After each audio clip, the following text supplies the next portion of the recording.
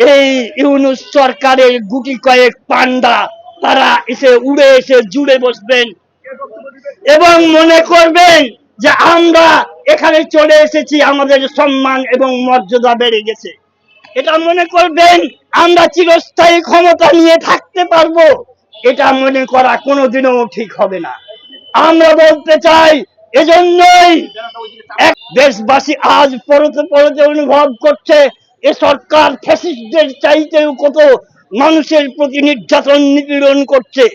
মানুষ বুঝতে পারছে দ্রব্যমূল্য ফ্যাসিস্টদের চাইতেও বেশি বেড়ে গেছে, দেশের আইন শৃঙ্খলা ফ্যাসিস্টদের চাইতেও বেশি বেড়ে গেছে।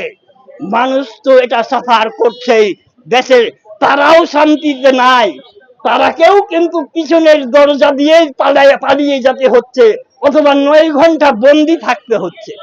বন্ধুগণ, এজন্য